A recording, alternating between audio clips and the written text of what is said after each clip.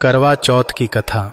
बहुत समय पहले की बात है। एक साहूकार के 7 बेटे और उनकी एक बहन करवा थी। सभी 7 भाई अपनी बहन से बहुत प्यार करते थे, यहाँ तक कि वे पहले उसे खाना खिलाते और बाद में स्वयं खाते। एक बार उनकी बहन ससुराल से मायके आई हुई थी। शाम को भाई जब अपना व्यवसाय बंद करके घर आए तो देखा कि उनकी बहन बहुत व्याकुल थी। सभी भाई खाना खाने बैठे और अपनी बहन से भी खाने का आग्रह करने लगे, लेकिन बहन ने बताया कि उसका आज करवा चौथ का निर्जल व्रत है और वह खाना सिर्फ चंद्रमा को देखकर उसे अर्घ्य देकर ही खाएंगी और चंद्रमा अभी तक नहीं निकला है। सबसे छोटे भाई से अपनी बहन की हालत देखी नहीं जाती और वह दूर पीपल के पेड़ पर एक दीपक जलाकर चलनी की ओट में रख देता है। दूर से देखने पर ऐसा प्रतीत होता है कि जैसे चतुर्थी का चांद उदित हो रहा हो।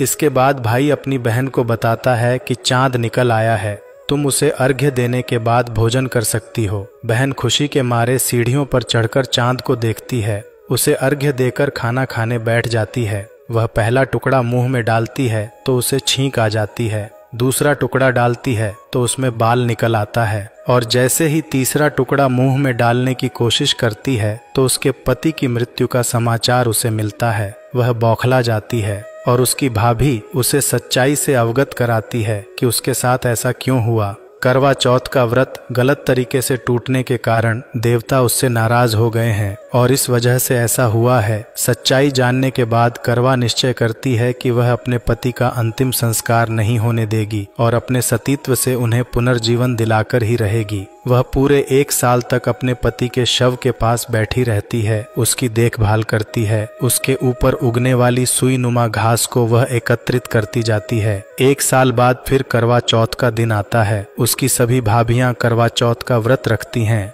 जब भाभियां उससे आशीर्वाद लेने आती हैं तो वह प्रत्येक भाभी से यह सुई ले लो प्रिय सुई ले लो, मुझे भी अपनी जैसी सुहागिन बना दो, ऐसा कहती है। लेकिन हर बार भाभी कहती है कि अगली वाली भाभी को दे दो, ऐसा कहकर चली जाती है। इस प्रकार जब 6ठे नंबर की भाभी आती है तो करवा उससे भी यही बात दोहराती है। ये भाभी उसे बताती है कि चूंकि सबसे छोटे भाई की वजह से उसका व्रत टूटा था, अतः उसकी पत्नी में ही शक्ति है कि वह तुम्हारे पति को दोबारा जीवित कर सकती है, यानी 7वीं भाभी।